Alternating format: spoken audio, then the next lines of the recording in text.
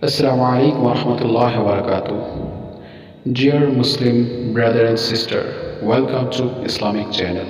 Assalamu alaikum wa rahmatullahi ta'ala wa barakatuh. Alhamdulillah wa salatu wa salamu ala rasulillah wa ala alihi wa sahbihi ajma'in. ثم أما بعد فأعوذ بالله من الشيطان الرجيم بسم الله الرحمن الرحيم يسبح لله ما في السماوات وما في الأرض الملك القدوس العزيز الحكيم هو الذي بعث في الأميين رسولا منهم يتلو عليهم آياته ويزكيهم ويعلمهم الكتاب والحكمة وإن كانوا من قبل لفي ضلال مبين رب اشرح لي صدري ويسر لي أمري واحلل عقدة من لساني يفقه قولي آمين يا رب العالمين ثم أما بعد. Everyone, assalamu alaikum wa rahmatullahi wa barakatuh. Thank you for joining me on this live webcast on Facebook, and I'm really grateful for those of you that had already attended it and are getting a review of the lecture that I gave. I hope to cover everything that I did in the live webinar that I covered before, and I'll follow inshallah as much as I can the same exact format. I'd like to start with a personal experience and then explain to you exactly the structure of this brief lecture, inshallah. When I started learning about religion and got interested in Islam in my college days, there were many avenues to take. You could have studied Islam any number of ways, and depending on which way you start learning, your entire view of Islam gets shaped by in a sense, your first impression. And New York, where I started learning about Islam, was a pretty crazy place. Depending on which masjid you go, you get a different brand of Islam, pretty much, right? And so I was really eager to just acquire everything that I could from anywhere that I could. And I just have this habit, when I get into it, I just really entirely give myself to one thing. And I did that. I studied Islam with one group, then another, one scholar, then another, just completely giving myself, truly trying to understand the point of view, until I stumbled upon one thing and when I experienced it, I knew that something inside me had completely changed. It happened in a Ramadan early on in my journey when I didn't even know much about the Arabic language at all. And I attended a program where my teacher, who happens to be my Arabic teacher, my first Quran teacher, Dr. Abdul Sami, was covering the entire Quran in translation. And when he was covering it in translation and giving a brief synopsis of every ayah, presenting it as a conversation, it was the first time that I actually felt that I can connect with the Quran as a book that personally speaks to me. Up until then, I tried reading the Quran in translation. I found myself disengaged with it very easily. I found myself confused about many things that it had to say very easily. If you want to study a particular topic in Islam, fine, you can go ask a scholar, read an article, maybe get a book.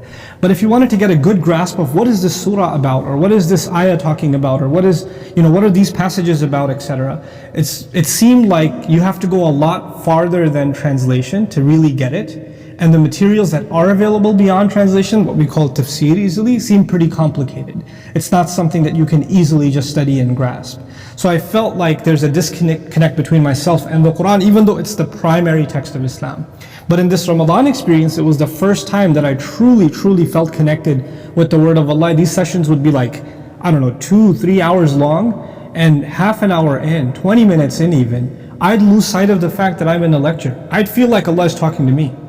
And it was so powerful an experience that at the end of that series, I went to him. He didn't know who I was. Went up to him and I literally asked him, I really want to do what you do. And I meant two things by that. I want to teach what you teach because it's so meaningful what you've taught, and I want to be able to contribute in that way. But more importantly, I want to be able to take from the wellspring that you take. I want to be able to learn like you've learned. And he's the one who then inspired me to become a student of the Quran and of the Arabic language. And that journey then continued, that snowballed into things I didn't expect. I was just a kid trying to learn more about the Quran. And somehow some of the few things I taught friends and family, maybe gave a khutbah here and there, it snowballed into podcasts that started getting downloaded in the millions, and speaking requests all over the world, and my phenomenal opportunity to meet remarkable scholars from everywhere to learn from. And now Bayyinah Institute's been around nearly a decade, or actually more than a decade now. So alhamdulillah, things transpired from there, but it all began with that kind of Ramadan Quran experience. And that brings me to what this webinar is about. This is a webinar about the beginning of the 62nd surah, Surah Al-Jumu'ah. And these ayat, in the course of my study, when I studied these particular ayat, they resonated with me in a very special way, because I felt like they summarize my own journey into the Quran and in a sense into Islam itself. Like how I felt transformed from within and how my outlook on life changed was a process. And that process of change was actually very beautifully articulated in these opening ayat of Surah Al-Jumu'ah. And that's my intention today to share with you. And so I'll get right into now just some things about the discussion I'm going to have with you, and hopefully inshallah you'll be able to stick with me and go through it in a systematic way. And I hope to keep things organized so that you can keep things in your mind. I'm interested not just in giving a lecture, but in sharing something with you that you internalize so well you can share it in your own words with somebody else, inshallah. The first thing I'm going to try to do is give you an introduction to Surah Al-Jumu'ah, the 62nd surah of the Quran, just say a few introductory comments about it. The second thing I hope to do is to cover 4 names of Allah. The first ayah of this surah describes Allah with 4 of His names, very beautiful, profound names in a certain special order. So we're going to talk about those 4 names a little bit and that order and what it signifies. Then we're going to talk in the second ayah about the task given to the Prophet ﷺ.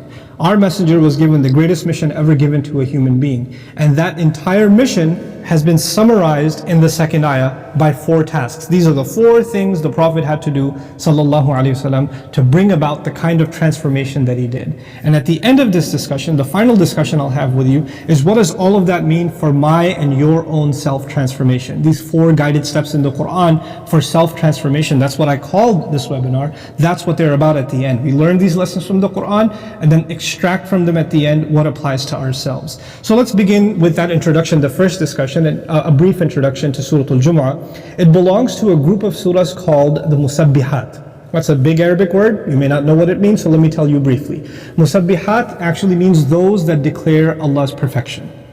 What these surahs have in common is all of them begin with either Sabbaha lillahi ma fis samawati wa ma fil ard, or Yusabbihu lillahi ma fis samawati wal ard. Everything has been declaring Allah's perfection. Everything in the skies and the earth has been declaring Allah's perfection and will continue to declare Allah's perfection and is already declaring Allah's perfection. These are the declarations at the beginning of this group of Madani surahs within which this surah belongs, Surah Al-Jumu'ah belongs. But the other thing that these surahs have in common that should be noted is that all of them first begin with the heavens and the earth declare Allah's perfection, and then they compare the heavens and the earth to the believers living in Medina after the Prophet had migrated and the new community of Muslims was formed in Medina. It compares the state of the Muslims to the heavens and the earth, essentially saying the skies and the earth do what they're told. Allah created them and they submit before Allah and declare His perfection. Why do you have levels of faith? Some of you very committed, some of you not committed at all, some of you even hypocritical, some of you very weak in their conviction. There's this variation, and so Allah is actually raising the level of faith and hoping to transform everybody through the messages in these surahs, in these musabbihat. Now, part of that group, once again, is Surah Al-Jumu'ah. But Surah Al-Jumu'ah, even within this small group of surahs in the Quran, stands in a unique place. Why? Because there's 2 reasons. One, first and foremost, is because in every other surah, Allah would describe the skies and the earth and what they do and they're supposed to. يُسَبِّحُ لِلَّهِ مَا فِي السَّمَاوَاتِ وَمَا فِي الْأَرْضِ. And since the skies and the earth do what they're supposed to do, the believers are then criticized, why don't you do what you're supposed to do? لِمَ تَقُولُونَ مَا لَا تَفْعَلُونَ. Why don't you do what, why do you say what you don't do? هُوَ الَّذِي خَلَقَكُمْ فَمِنْكُمْ كَافِرٌ وَمِنْكُمْ مُؤْمِنٌ. He's the one who made you. Among you there are those who disbelieve, among you there are those who believe. Why is there a discrepancy among human beings and among the believing community when there's no discrepancy in the skies? But this surah is unique. As soon as Allah describes the skies and the earth and they do what they're supposed to, He comes to the Prophet ﷺ. Instead of criticizing us, He comes to the Prophet ﷺ and describes that he does what he's supposed to. Like just as the heavens follow the heavenly order of Allah, the Prophet himself ﷺ executed the heavenly order of Allah. There's a harmony between the skies and the earth and what our Prophet himself did ﷺ, which is a beautiful, unique quality of the surah. In addition to the fact that instead of mentioning 2 of His names, we'll get to that in the second discussion. Now before we get into the topic of the first ayah and the 4 names of Allah that I was going to talk to you about, I want to talk to you about the overall message of not just this webinar but this entire surah. Its message is essentially change. And to understand that, you have to understand a parable, an analogy that is very common in the Quran. Quran compares itself on a number of occasions to water raining from the sky. That's the comparison that's made. And that's an important comparison to understand. Water comes from the sky, the Quran came from the sky. Water is pure, the Quran is pure. water gives life to the earth that was previously dead. It had the potential for life when it was previously dead. The same way the Quran gives life to the hearts that were previously dead. They had potential in them, but that potential hadn't been activated yet inside. Or they had the seed inside of goodness, but it hadn't been given an opportunity to blossom and to bloom. Right? So that the water and Quran analogy is a very powerful one, because it's actually an analogy of transformation itself. We are, in a sense, being compared to the earth. Just like the earth can be transformed by water, you won't recognize the land after the greenery comes, after the rain has done its effect, and before it looks like two different places. The same is true of human beings when the effect of revelation takes place. So now let's talk about that transformation. That how did human beings transform? Like the earth transforms, how did human beings transform? What was that change that the Quran brought about? Just looking at it from a historical point of view, the revelation of the Quran starts when the Prophet is at the age of 40, and it discontinues when he's at the age of 63. So that's a 23-year, very brief period. And in this period, an incredible revolution took place in this unknown part of the world map. In the middle of that desert, where there was no massive empire and no grand historians and scholars and things like that, in the middle of that completely unknown place, a revolution took place. A revolution that changed individuals from within. Everything about them changed. How they looked at life, how they thought about happiness and sadness, what their priorities were. Practically everything changed about the way they eat, the way they sleep, how they get married, who they get married to, how they get divorced, what they think about life and death, how they clean themselves, how they spend their time, what should their priorities in a day and in their year and their life be. What should they love and what should they hate? Everything about them, emotionally, practically, in their daily habits, transformed. It's an incredible individual transformation, but it's not just an individual transformation. It was also a societal transformation. The way business is conducted changed forever. The way the economy is organized changed. The way people deal with each other. What are the rights of men and women, and how should they interact with one another in society? What should be how do people of different economic classes deal with each other? How do governments deal with people and people deal with governments? What are the norms and values that govern the behavior of a society? What are even the ethics of war? How is even war conducted? Meaning, even at a societal level, the value system was completely revolutionized within these 23 years. It's actually, from a historical point of view, an unprecedented kind of change within one group of people, within one society. Add to that, if you think about the fact that these people had a culture and a tradition that was thousands of years old. And when people follow a tradition that's centuries old, then they're very set in their ways. It's not easy to change them. But something happened in this time that changed them in a way that no other change in human history even compares. And that's not enough. Not only that little small portion of the world map changed, but as a result of it, in just a few years until to this day, the map of the world itself has changed forever. You and I, many of us are Muslim today because of what happened in those 23 years. It's an incredible, incredible change that continues to transform the world as we speak today. And it started then, and the effect still continues. But if you look at it from the Quran's point of view, yes, this is from a historical point of view, a political scientist's point of view, from a sociologist's point of view, from an economist's point of view. They can see and measure these changes and look at how the map changed and how politics changed and how Islam spread and all of it. But if you look at it from the Quran's point of view, the most incredible change that happened was one change. It was change inside people's hearts. Something inside people transformed. You could talk about how green the earth is on the outside. The Quran is saying it's that seed within that transformed.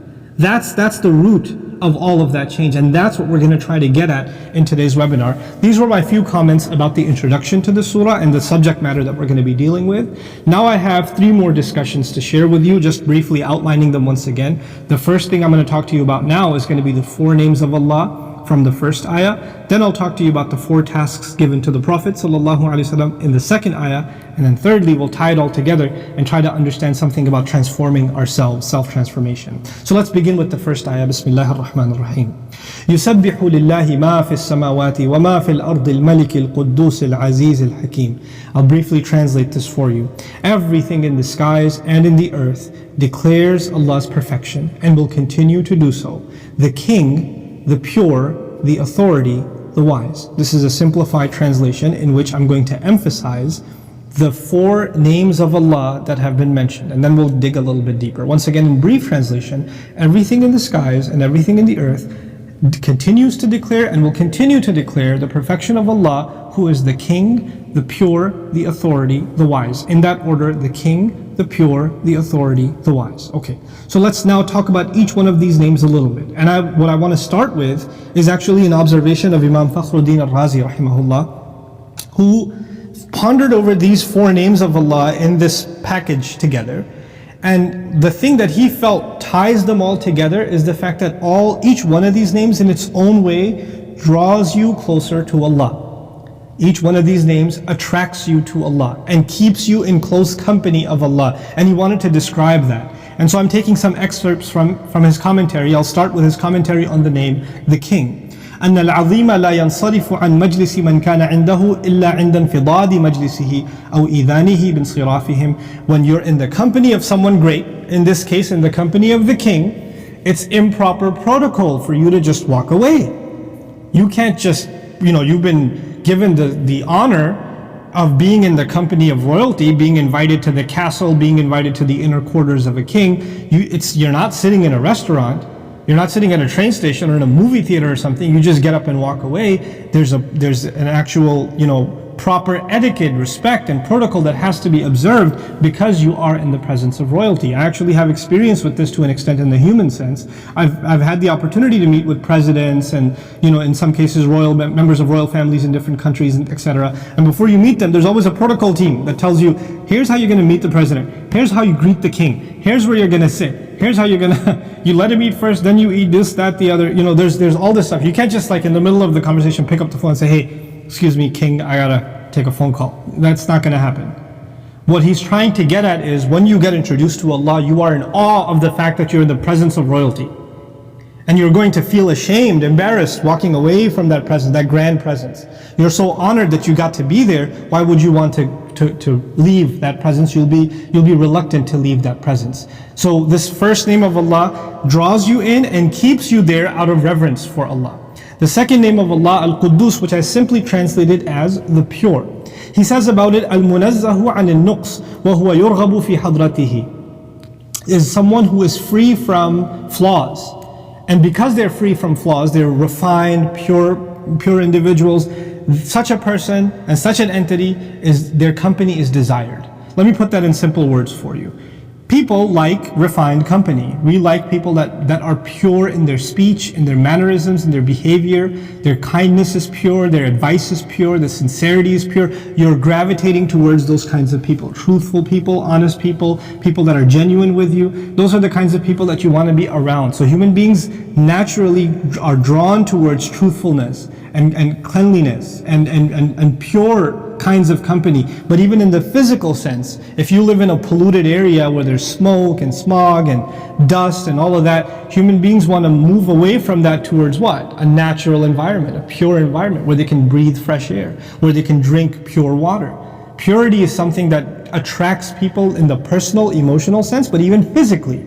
We are drawn towards purity and cleanliness. We want to get away from filth and dirtiness. That's a human inclination Allah put inside of us. So in a sense, when you get introduced to Allah as the ultimately pure, being in His company starts purifying you, and thus you feel a change inside of you and you don't want to leave that company. That's attractive in and of itself. So two names of Allah, so far so good. The quick recap would be the King, that's the first name. The Pure, that would be the second name. The third name of Allah is the Authority, Al-Aziz. He says about it, يَعْتَزُّ الْمُلْتَفُّونَ حَوْلَهُ فَمُفَارَقَتُهُمْ حَضْرَتَهُ تَفْرِيطٌ فِي الْعِزَّةِ. That those who are around the authority, and by the way, let me translate that a little better. I'm keeping it simple so you remember the words, the King, the Pure, the Authority, the Wise. Now we're on authority, the third one, but let me just give you a little bit more about the word Al-Aziz from the Arabic language. It actually combines two meanings. It combines the meaning of authority, which I've already translated, but it also includes the meaning of honor and dignity and respect. And if you combine those two, the notion that comes from Al-Aziz is an authority that commands respect. That's an important distinction, because there are people and there are entities that have authority, but they don't have any respect. There are neighborhoods in which the police have a lot of authority, but the community doesn't respect them. That happens. There may be an institution, there may be people that people respect, like a teacher may be respected, but he has no authority. That might happen. But Al-Aziz is someone who has authority, and that authority is also respected. And so he says then, why is this name attractive? Because to Imam Razi, all these names are attractive in some way, right? They're drawing you in closer to Allah. He says it's similar to the king. An authority, a noble, respected authority has invited you, you're in their company. You walking away from that company is not degrading them, it's degrading you. You missed out on an honor. You got invited by somebody noble. You got invited by the authority. So you showing your loyalty, you coming up and showing up and staying there is actually is a means of dignifying yourself. So one actually becomes dignified in the company of Al-Aziz. They get izzah because they're in the company of Al-Aziz. And finally, I quickly get to the final name in this list: Al-Malik, Al-Quddus, Al-Aziz, and finally Al-Hakim. The king, the pure, the authority, and finally the wise, Al-Hakim. إذا فارق أحد حضرته فاته في كل آن شيء من الحكمة. Beautifully said. When you're in the company of someone wise, every moment you miss out on getting wisdom from them is a loss for you. Every moment you want to take the most of it. I mean, I have personal experience with this, and you might too. There are people, very few people in our life are a source of real wisdom. And if you have those kinds of people, you know that they're very sought after company. So you getting their undivided attention is not easy. And if you do get it, you want to cherish every moment that you possibly can to capture whatever wisdom they have to offer you. There are some teachers in different parts of the world that I look up to. I'll travel, and not to go and give a talk or a speech. I'll just travel to go see them and ask them questions. And if they can give me an hour of their time, 20 minutes of their time, I'll be grateful, because those 20 minutes are more valuable to me than 5-6 hours of studying on my own. That wisdom to me is priceless. That company is priceless. So with the wise, every moment is precious, and it's a close, intimate relationship with a teacher, a mentor, an elder, someone who cares and loves for you and therefore gives you wisdom. Okay. So these are the 4 names of Allah that are described inside of this ayah: the king, the pure, the authority, and the wise. This was some things about Imam Razi and how he framed these names together. I want to add some of my own observations to that observation.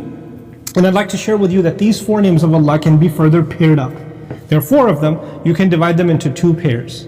And those 2 pairs will be the first and the third name are similar.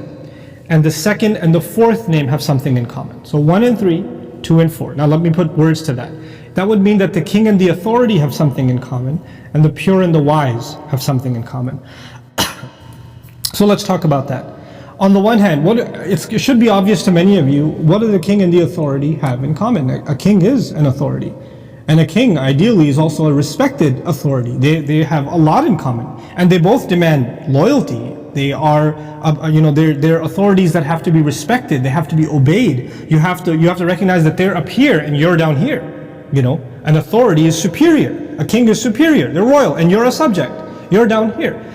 These names of Allah, what effect do they have? The effect they have is they make me loyal to Allah, obedient to Allah, humble before Allah. They make me afraid of Allah. They may even be intimidating to me. They're overwhelming to me about the power and the grandeur of Allah and my insignificance. That's what these names highlight. What 2 names? Al-Malik and Al-Aziz. They are about the greatness of Allah, and therefore how minuscule and insignificant I am. I become abd, I become humbled before these 2 names. But if you look at the other 2 names, Al-Quddus and Al-Hakim, the pure and the wise. Well, purity, refinement, cannot be experienced from a distance like those first 2 names. Purity and refinement is when you get close to someone and you see their mannerisms, and wisdom is something that when someone puts their hand over your shoulder and gives you advice and understands your situation and then gives you exactly relevant counsel pertaining to your situation. I'm reminded particularly in the matter of Al-Hakim of the story of Luqman in the Quran. Luqman lovingly gives advice to his son, and Allah says, وَلَقَدْ آتَيْنَا لُقْمَانَ الْحِكْمَةِ. We gave Luqman wisdom, and then he imparts that wisdom onto his son. That intimate, close, loving relationship, part of that is imparting wisdom. You can't just get wisdom from a distance. You have to develop a relationship with somebody for them to impart wisdom relevant to your life to you. So on the first side, Al-Quddus, refined company, pure company whose presence makes you feel better about yourself, brings you peace. In a sense, you can think of it like, I like to think of Al-Quddus and Al-Hakim paired also in a sense that when you're in the company of someone pure, your heart starts getting purified. And when you're in the company of someone wise, your mind starts getting purified with their wisdom. Right? So it's hearts and minds that are being refined by the Quddus and the Hakim, the pure and the wise. So two names are distant, royal, grand, even intimidating, and two names are close and friendly, and they bring you near. That kind of makes it seem like these four names are near, or rather far, then near, then far, then near. There's a push and a pull going on as far as how I'm to react to these names between myself and Allah. That dichotomy and that tension is actually something beautifully articulated in the Quran, and they're both necessary components of my relationship with Allah, that distance and that closeness with Allah. First, I want to give you an example of it. And the example, my favorite example of it, among many, is the example of Musa alayhi salam. Moses, when he saw the fire, he was with his family, and he saw a fire up top the mountain, and he told his family, you stay here, I see a fire, maybe I'll get some directions there. Little did he know, he's going to be meeting with Allah when he goes up there. When he gets there, what's the first experience he has? Allah says, Ya Musa, inni ana rabbuk, fakhla'na alayk. Musa, there is no doubt I am your master, take your shoes off then. Innaka bil wadi al muqaddasi tuwa. You are no doubt in the sacred valley of Tuwa. He's intimidated. Allah has established His mastery over him. He's just a slave. Take your shoes off. Show proper etiquette. This is an intimidating relationship. And immediately following that, what does Allah say? وَأَنَا اخْتَرْتُكَ فَاسْتَمِعْ لِمَا يُوحَى. And I'm the one that has chosen you. I've selected you. Listen carefully to the inspiration being given. Like Allah is saying, I see good in you. That's why this choice has been made. He's making him feel comfortable now all of a sudden. It's closeness with him. And immediately following that, إِنَّنِي أَنَا اللَّهِ لَا إِلَهَ إِلَّا أَنَا فَاعْبُدْنِي. I am no doubt Allah. No one is to be worshipped and obeyed besides me. Be my slave. Enslave yourself to me. Worship me. That's again mastery and slavery. An intimidating, a powerful relationship. And immediately following that, a close relationship. وَأَقِمِ الصَّلَاةَ لِذِكْرِي. Establish the prayer so you can remember me. Remembrance of Allah, of course, is a matter of the heart and a matter of closeness with Allah. Following that again, he scares him and says, the hour is coming. إِنَّ السَّاعَةَ آتِيَةٌ أَكَادُ أُخْفِيهَا لِتُجْزَى كُلُّ نَفْسٍ بِمَا تَسْعَى فَلَا يَصُدَّنَّكَ عَنْهَا مَنْ لَا يُؤْمِنُ بِهَا وَاتَّبَعَ هَوَاهُ فَتَرْدَى. The hour is coming. I'm keeping it almost entirely hidden, so every person gets paid, gets compensated in accordance with the efforts they made. Don't let anybody distract you, especially the one who doesn't believe in it, distract you from it. And they follow their own way and fall off a cliff. Literally he says fatarda because he's standing on a cliff. So he says they fall off a cliff figuratively, you might fall literally. As Musa is terrified of Judgment Day, he says, وَمَا تِلْكَ بِيَمِينِكَ يَا Musa. What is in your right hand there, Musa? What's that in your right hand? Like a casual conversation, bringing him close again. I wanted to highlight this because this happens all over the Quran, but now it's important to understand why. Why does that happen? Why are some names intimidating us, scaring us, establishing Allah's authority, and other names making Him a friend and a close ally? You know, even someone we love and who loves us. Those two things don't go hand in hand. How are they always there together?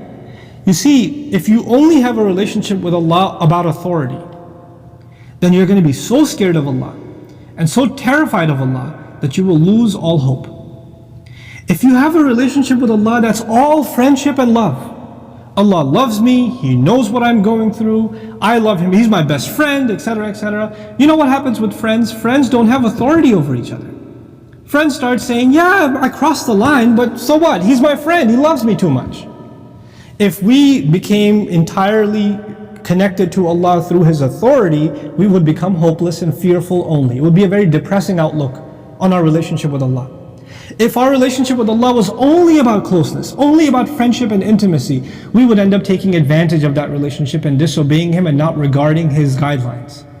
Allah keeps that balance between those two things, just like He does between hope and fear. It's between authority and closeness that He maintains that balance. And that balance is so beautifully knit together in the first ayah of the surah, Al-Malik, Al-Quddus, Al-Aziz, Al-Hakim, the King, the pure, the authority, the wise. They're close and far, over and over again, subhanAllah. So now we're ready, now that I've given you a recap of these four names, the King, the Pure, the Authority, and the Wise. Now I'd like to talk to you about my second discussion, which is about the Prophet ﷺ and the 4 tasks Allah gave him. I want to share first of all the ayah with you, and then we'll discuss it in some detail, and I'll briefly translate it for you too. هو الذي بعث في الأميين رسولا منهم يتلو عليهم آياته ويزكيهم ويعلمهم الكتاب والحكمة وإن كانوا من قبل لفي ضلال مبين. He is the one who appointed among the unlettered a messenger from within them, minhum, يَتْلُو عَلَيْهِمْ آيَاتِهِ, who recites unto them, who narrates unto them his miracles, his ayat, his revelations or miracles, you can call the ayat. وَيُزَكِّيهِمْ, and he purifies them. وَيُعَلِّمُهُمُ الْكِتَابِ, and he teaches them, it says the book, but you can understand that as the law. The term kitab in the Quran many places is used for the law. So he teaches them the law. وَالْحِكْمَةِ, and the wisdom. Once again, summarizing the translation, and I'll conclude it. He's the one who appointed among the unlettered a messenger among them who does 4 things. Here's what they are. He teaches them, he recites the ayat onto them, he narrates onto them or introduces them to the miracles. He purifies them, he teaches them the law and the wisdom. That's the 4th thing. وَإِن كَانُوا مِن قَبْلُ لَفِي ضَلَالٍ مُبِينٍ, even though from much before they had been immersed in obvious misguidance. These people were lost for many centuries, many generations, obviously lost, worshipping all kinds of false gods and pagan idols. Right? So that's the commentary made in this ayah. Here once again 4 tasks have been highlighted: reciting the ayat, purification, the messenger purifies, وَيُعَلِّمُهُمُ الْكِتَابِ, he teaches them the law, and he teaches them wisdom. In order to understand these 4 tasks, the first thing I want to share with you is the fact that the Prophet of Allah ﷺ, among all of the other prophets, carries a unique burden. Being the last messenger isn't just the fact that you're last on the list. It means you have the heaviest load that has ever been given. No other prophet is coming to guide humanity. So what he has been given and what he must deliver in those 23 years isn't just necessary that it transforms his immediate audience. He has to be given something that is going to continue to transform humanity until the Day of Judgment, the way prophets used to transform people. The job that was done previously by prophets must now be done by this one prophet for every nation, every ethnicity, every generation, every society to come until Judgment Day. That's the burden on our messenger sallallahu alaihi wasallam. And on top of all of that, messengers used to be given miracles, and grand miracles, to be able to bring about their changes, to be able to convince people, like Musa and the staff. He's only going to be given the Quran. He's not going to be given anything else. But in order to understand the beauty of these and the flow of these 4 tasks in depth, I'd like to start this discussion with an analogy. And I think it ties in some of the key concepts that are being communicated here in these ayat. Imagine that there's a town that's kind of backwards, as a village, not very civilized. People live there, they don't have much in the way of law or infrastructure or refinement, and one day they see an entourage of horses, back in the day, horses decked out, soldiers in uniforms, and an ambassador coming with them, and the ambassador is dressed in clothes they've never seen before. Clearly these people are not from around here. And he opens up this grand scroll and starts reading them a message from a king who would like to annex their village. He'd like to take over their village and offer them the benefits of being part of their kingdom, and starts giving them all of this message from this king. And these people look at him and say, first of all, it's obvious you're not from here, but how do we know you're actually here from a king? What proof do you have? So he shows them, coins. He shows them treasures that can only possibly belong to a king. He gives them some kind of indication that he represents royalty. If they're convinced, they say, you know what, we'll hear him out. We'll want to hear what this king has to say. We're kind of impressed with the entourage and everything he brought and the proofs of his grand royalty. We're going to give him a shot. Well, if you're going to go to that company of that king, you're going to go meet him, then you're going to have to dress your best. You're going to have to dress for the occasion and observe proper protocol. You're going to have to refine yourself. You're going to have to purify yourself. Keep in track, keep in line what we're talking about in the ayat. يَتْلُو عَلَيْهِمْ آيَاتِهِ وَيُزَكِّيهِمْ. You go meet this king, and the king says, if you want to be part of my kingdom, here are the laws you have to follow. Here are the regulations you must now adapt. This will become your constitution. And he over time develops these people and they implement more and more of the laws of the kingdom until they themselves become a very refined, well-developed, well-established, sophisticated society. And only as they develop and grow do they start learning the advantages of becoming a more sophisticated nation. They didn't see the wisdom in some of that law before, but now they start seeing that wisdom. They went through this process of refinement. I wanted to give you that analogy because it's kind of like what the Messenger did, sallallahu alaihi wasallam, but there are some differences. And the commonality, however, is that those people that the Prophet came to have not had a message from their king for many, many generations. وَإِن كَانُوا مِن قَبْلُ لَفِي ضَلَالٍ مُبِينٍ. The first thing, what did the Messenger do? He recited Allah's ayat. يَتْلُو عَلَيْهِمْ آيَاتِهِ. People heard the message of the Quran and he's claiming that this is from God, it's from Allah. They said, how do you know it's from Allah? How do we know? What proof do you have that this is from Allah? The words of Allah were so powerful, were so grand, were so inimitable. You couldn't produce something like them. You were so overwhelmed by them that the audience that would hear it would know immediately that those words don't belong to a human being. They were experiencing the miracle of Allah's words directly. And that alone was humbling them. There were instances where people came to debate with the Prophet ﷺ, and he would recite ayat and he would get to an ayah where Allah commands everyone fall into sajda. Disbelievers, the entire congregation of them would fall in prostration. That happened. The Quran's words overpowered them, and that's the first thing the Prophet did, introduce people to the miraculous power of the Quran. يَتْلُو عَلَيْهِمْ آيَاتِهِ. He's introducing them, and while he's introducing them, they are in awe that this does not belong to this human being. This is coming from a much more grand, much more royal, much more powerful source. Then some people were in so much awe of that word that they wanted to accept that word and recognize that they want to now become purified. These were the people that then accompanied the Prophet ﷺ. They came all around him. They hovered around him. They formed a society around him, and he would give them constant reminder. فَذَكِّرْ إِنَّ فَعَتِ الذِّكْرَ. Remind if reminder has any benefit. فَإِنَّ الذِّكْرَ تَنْفَعُ الْمُؤْمِنِينَ. Continuous reminder is going to benefit believers. The Prophet ﷺ would continuously give them reminder through the word of Allah, and through that reminder two things happened.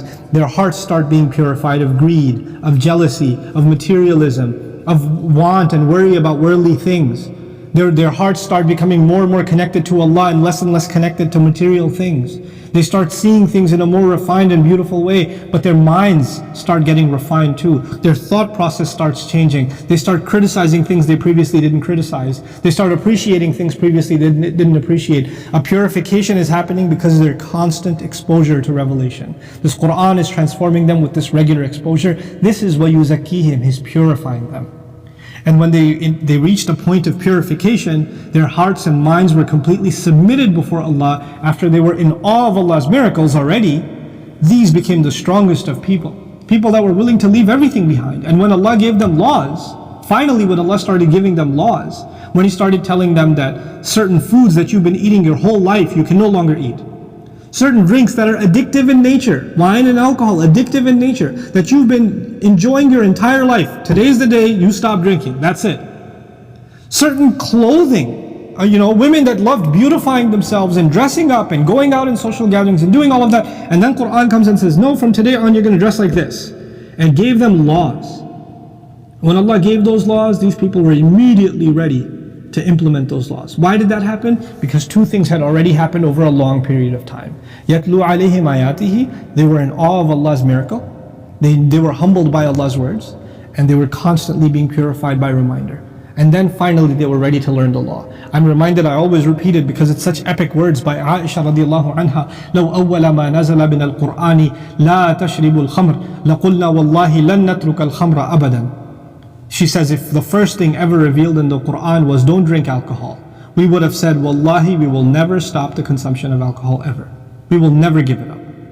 Because we weren't purified yet. That's the point that she's making, So here, يَتْلُو عَلَيْهِمْ آيَاتِهِ is a very, actually وَيُعَلِّمُهُمُ الْكِتَابِ teaches them the book, is a very, very powerful reminder that we have to internalize that laws, that the regulations of Islam aren't just taught just like that. Do this, don't do this. This is what we do with our children nowadays.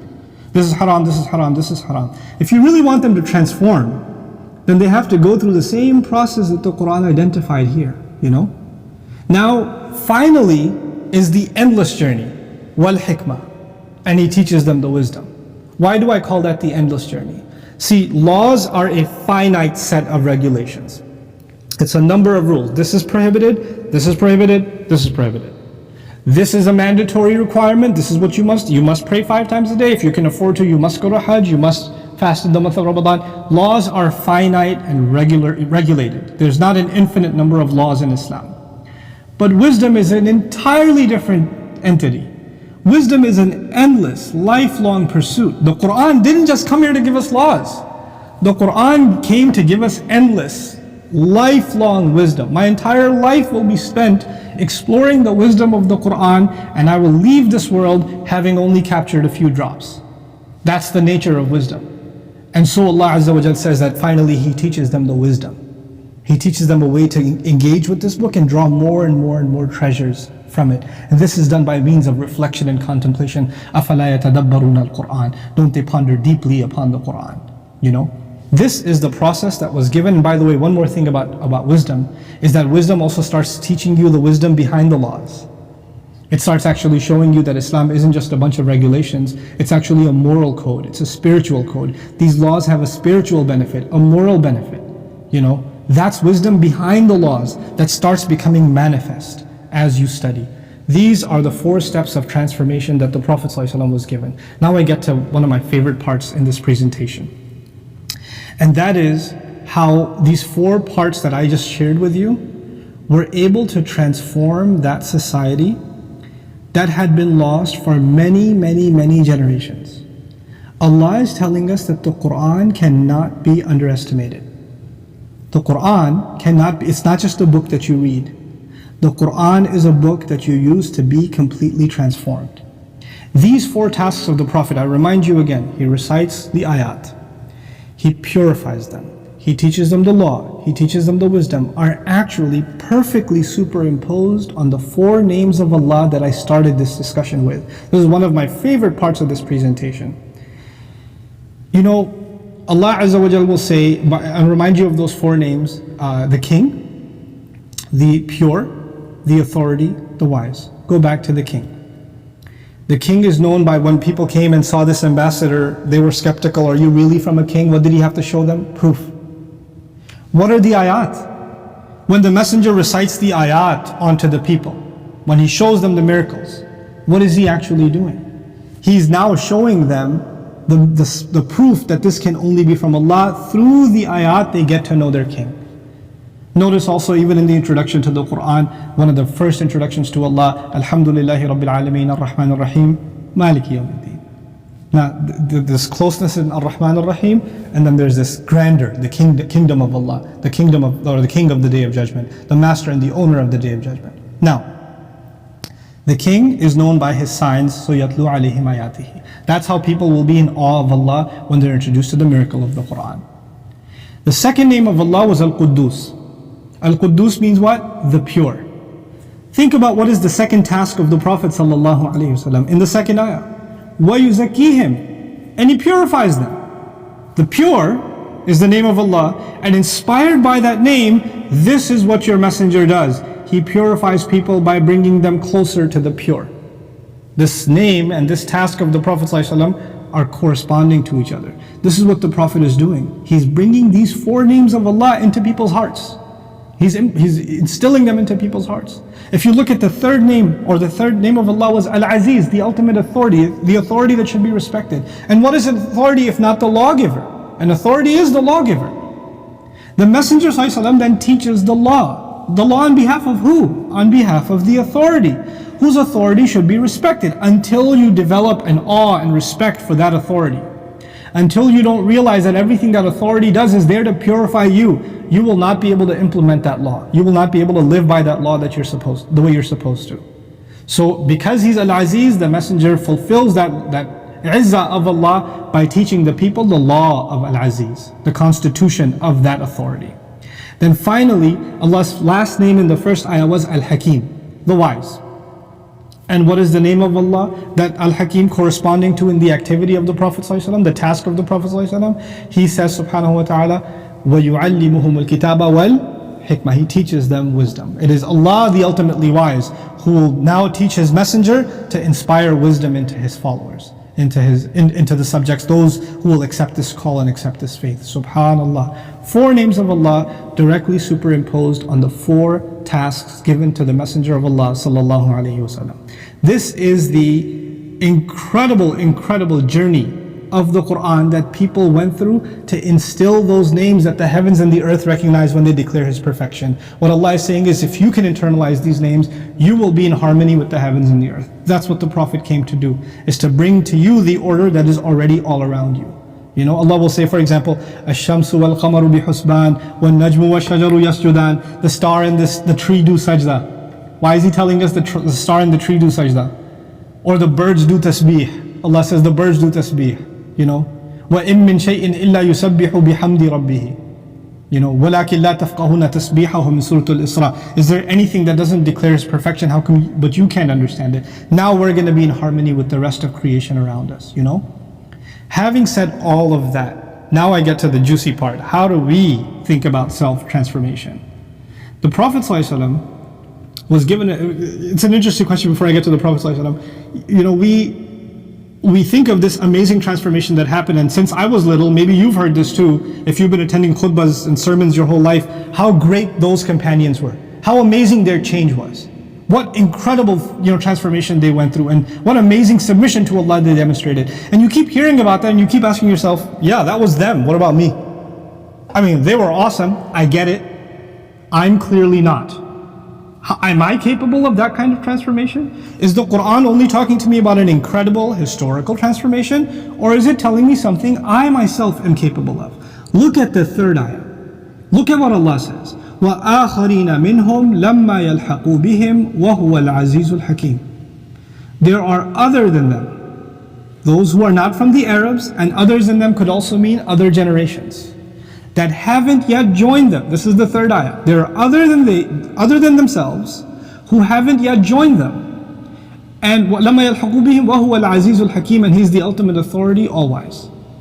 Allah is already saying this incredible spiritual, moral, ethical revolution is not limited to these few people in the company of the Prophet ﷺ. This is something that is meant to continue because he is the final messenger. Others haven't yet joined them. They will never have met their Prophet, but they'll meet the Quran. They'll never have met the companions, but they'll meet the same transformation. They're coming, they're on the way. By saying that, even the companions of the Prophet ﷺ were like, others? Who are these others? Man ha'ula? We were sitting in the company of the Prophet, they say, كنا جلوسا عند النبي صلى الله عليه وسلم. We were sitting in the company of the Prophet صلى الله عليه وسلم when نزلت عليه سورة الجمعة. The Surah Al-Jum'ah came down. This surah came down. And when he started reciting, he recited others haven't yet joined them. وآخرين منهم لما يلحقوا بهم. They haven't joined them yet. And when they heard this ayah, they're like, من هؤلاء يا رسول الله? Who are these people? And the Prophet صلى الله عليه وسلم looks at Salman al-Farsi. He looks at Salman al-Farsi. And now, before I tell you what happens next, you need to know something about Salman al-Farsi. If you don't know, his name is, for those of you who don't know, his name is Salman the Persian. Tells you where he's from. He's from Persia. He was born and raised in a Zoroastrian fire-worshipping priestly family. His family was part of the religious clergy of fire worship. He denounced his religion, couldn't take it. Didn't make sense to him. He sought the one true God. And he was, persecuted, imprisoned, tortured because of his belief. He was an embarrassment to his family. He escapes prison, runs off, seeking truth, and ends up in the mentorship of a Christian monk who teaches them previous scripture, the Old Testament, the Hebrew Bible, and he teaches them the message of Isa alayhi salam, Jesus. Also teaches them the signs of a final coming prophet who's going to come in the land of Medina. So Salman al-Farsi says, I need to go there. If there's a sign, any hope that a final prophet is coming, I want to go and see. So he goes and actually gets caught up, gets enslaved, ends up in Medina as a slave, and remains there, waiting in anticipation for the Prophet ﷺ. And when the Prophet ﷺ finally came to Medina, he presented himself and said, this is how I've come. I came seeking you, I come back to the story. This is a Persian who was in an environment that had nothing to do with Islam, had no message, no preaching to him. He sought the truth himself and ended up in the company, at the footsteps of the Prophet ﷺ. This is the man. People asked the Prophet when this ayah came, others haven't yet joined, who are they? He pointed at Salman al-Farsi and said, لو كان الإيمان عند الثريا If faith were so far, it was on planet Jupiter. لَنَالَهُ رِجَالٌ مِّنْ هَؤُلَاءِ. Men like him, people like him would have reached it. There are people that are going to be on a quest no matter where they are in the world, how far away from Islam they are, how they have no idea what La ilaha illallah is, they have no knowledge of the Arabic language or of Muslim society or nothing. They don't know what Quran is, they don't know what Revelation is, nothing. They have no clue whatsoever. And those people are going to find Allah. And he says these are the people that Allah is talking about in this journey. In other words, that transformation did not stop with that generation. It continues by pointing at Salman al-Farisi. The Prophet of Allah sallallahu alaihi wasallam was in fact pointing at all of us. He was telling us the transformation that you and I are capable of. And so we need to understand what it means to engage in that journey of transformation. This is what I want to share with you now towards the conclusion. I don't want you to just experience or just hear this theory of transformation. I want to let you know that I've turned that sort of into a mission of my own. How can I help myself and others engage in that journey of self-transformation? We feel that we have a solution to implement the lessons that I've taught to you today in this ayah through something we call Bayyinah TV. Some of you are familiar with it, but I'd like to introduce to you how Bayyinah TV operates and what we're hoping to accomplish for yourselves in it. It is at the end of the day my life mission. Everything I try to do is to create this resource so people can experience the transformation that I myself am so inspired by. And I hope that you'll accept this journey from me. What I told you about the tasks of the Prophet ﷺ, let's go back to that. Actually, before that, let me tell you what Bayyinah TV is about. It's about you going on a journey through the entire Quran in a way that brings light into your life, in a way that you can manage. I know people are busy, some of you are moms, some of you are working professionals, college students, you have different engagements in life. We're always going to be busy. We need to have an engagement with the Quran. For those who cannot drop everything and just study the Quran full time, we need an engagement with the Quran that we can systematically, continuously, and seriously make progress with the Quran on our own schedule. So here's our plan for you. The first plan for you is to study just the Fatiha, number one. That's all I'd like you to do is study the Fatiha. We've put a recording of the Fatiha together. I delivered it some years ago. And the purpose of this Fatiha isn't just to introduce you to the Quran. Of course, the best introduction to Allah and to the Quran itself is Allah's own introduction, which is the first surah, the Fatiha. But the way I present it is to highlight how is it actually so beautiful it can only be divine. Like, I'm not just translating it and teaching you some of the lessons inside the Fatiha. I'm trying to highlight its miraculous beauty and power. That's what I'm trying to do. I really love this dars, particularly. I have a special bond with it because I've met people who used to be pastors and people who followed other faiths who came to Islam because they heard this dars. They heard this explanation of the Fatiha. So I feel that that's an important start and an important part of our contribution for you, the study of the Fatiha. Once you're done with the study of the Fatiha, my hope is that you're now curious about the rest of the Quran. If Fatiha is so unique, so beautiful, so remarkable, what else have I been missing out in the Quran? What else does it have to offer? And that's where I'd like you to take you to Divine Speech. Divine Speech is a program I put together many years ago. I traveled many parts of the world teaching this seminar, and it's been recorded now, alhamdulillah, and available on Bayyinah TV. I'll tell you simply the purpose of Divine Speech, and the way I like to define the purpose of Divine Speech is what happens at the end of Divine Speech. When you're done with Divine Speech, you're supposed to be able to come out and say, wow, this is definitely from Allah. This is not the word of a human being. That's all. I'm not even trying to convince you. I'm just trying to show you what makes the Quran remarkably, inexplicably beautiful. Just humbling, overpowering. That's all I'm trying to do. I traveled with it and I taught this seminar, sometimes even in universities and other places, and non-Muslims attended, and to my count, at least in front of me, 15 people that I know of took Shahada at this program. They were transformed. I didn't do this. I'm just explaining what I've come to understand about the power and beauty of the Quran through the second step called Divine Speech. Here, now that you've done, you're in awe of the Quran, now you want to take that next step. That third step is going to be to get a picture of what the message of the Quran is all about. An overview, an overview, a thematic overview of the Quran, the major subject matters in the Quran. The way that this course was put together is I took passages from the Quran that represent some of the main concepts in the Quran. If you visualize the Quran as a building, these are the pillars holding it together. So if you study these few passages, you have a pretty good idea of the subject matter of the Quran. So no matter where in the Quran you're studying, you can tie it to one of these passages, right? That's the notion behind it. So before you study the entire Quran, you get kind of a bird's eye view and a pretty decent notion of the major subject matter within it. That's the the overview of the Quran, a thematic overview of the Quran. From there, now you're actually ready to embark on a step-by-step journey into the entire Quran. But I don't want you to do that too in depth yet. I want you to have a good view of the entire, a good read, a guided read of the entire book. And that's why I put together a concise commentary on the Quran. This video series is just, you listen to 15-20 minutes of Quran every day, little by little by little.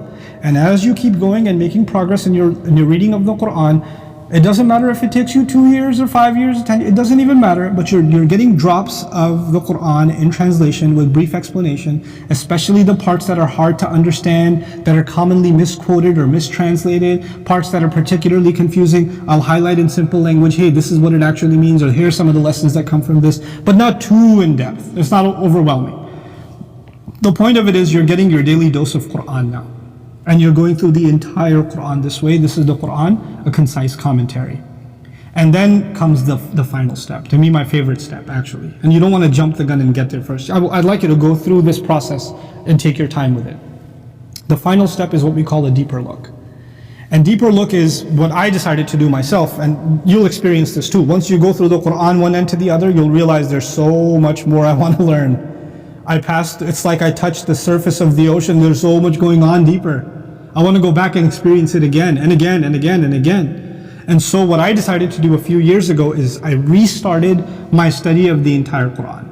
I'm studying it like assuming I've never studied it before, and I try to study it in more depth than I've ever tried to study it before. I've actually even put together in Bayyinah, alhamdulillah, I'm very grateful, we have a research team put together that helps me study the Quran in depth before the in-depth lectures are given, so that we can make our best effort in trying to offer you a deeper meaning and a more profound understanding of the word of Allah to the best of our ability. That's a deeper look. That's something I'm going to be engaged in for the foreseeable future. I see years and years ahead of me where I'm going to be doing a deeper look, and that's what I want for you, is to be engaged in this journey, to go along. I'm not interested in you finishing the journey. I'm just interested in you taking a step in that journey. And that's what brings me to the conclusion of this webinar. These 5 items that I mentioned to you, starting with the Fatiha, doing divine speech, doing the overview, a thematic overview of the Quran, the concise commentary, and the deeper look, these 5 steps, you know what they're inspired by? They're inspired by those 4 tasks given to the Prophet ﷺ. That's what I want to show you.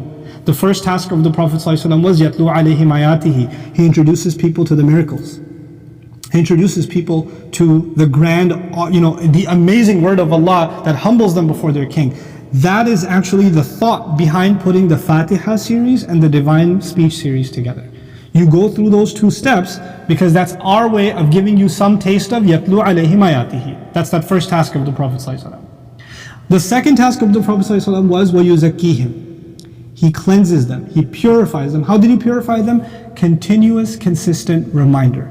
The thematic overview and then the concise commentary of the Quran. What are we hoping it is for you? Continuous, consistent reminder. It's a means by which we're hoping your hearts are purified, your minds are purified, you're listening to 15-20 minutes a day on your commute, and you're finding advice that will guide your day. You're going to find relevance more and more and more of the Quran in your life because you're getting a daily dosage constantly. I don't actually expect you to sit with a pen and paper and do this. I just need you to get exposed, that's all. That itself has a cleansing effect. But so if you go back to the tasks of the Prophet, it was يَتْلُو عَلَيْهِمْ آيَاتِهِ, which is here, divine speech, and Fatiha and divine speech. وَيُزَكِّيهِمْ, purifies them. We're hoping through the constant reminder of the thematic overview and the concise commentary. But then the Prophet ﷺ was given that latter task, which was he teaches them the law and the wisdom. And teaching, obviously, is when you become a student and you have a teacher. It's more in depth, it's engaging. Now you have to put pen and paper together. And that's when we put the deeper look together. The deeper look study is looking at the Quran in depth so we can learn the law and learn some of the wisdom of the Quran to the best of our ability. That's the journey I'm recommending all of you take. I genuinely, if you were sitting, I'm talking to you through Facebook Live There may be thousands of miles between us, but please think of me as someone sitting in your living room right now. I genuinely mean well for you. If you came to me personally, I met you at an airport, at a restaurant somewhere, and said, Ustad, how do I study the Quran? This is the advice I'd give you. This is my personal advice to you. I can't, with no strings attached, I just like you to be part of this journey. Don't delay it, don't procrastinate it, don't spend hundreds of hours doing this immediately. No, all I need is little by little by little. Khairul umuri adwamuha wa in qalla, our Prophet says. The best deeds are the ones that are the most consistent, even if they're a little. That's all that we're asked. We just need to be, if I can die in this journey through the Quran, I have succeeded. That's all I care about. That's all I want for you. So if you trust my advice, this is the journey I want you to embark upon. Go to Bayyinah.tv, don't delay. Just sign up today. There's a 2-week trial that I've put together with my team, so you can get an idea of how things work. Give it a shot.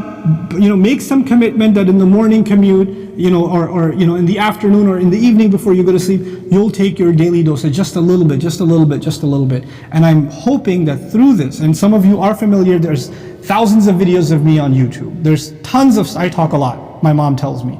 Right? There's tons of content all over the place. Yes, it is, but it's scattered. This is a plan of study. This is like you've taken me as a tutor for your Quran studies. That's what this is.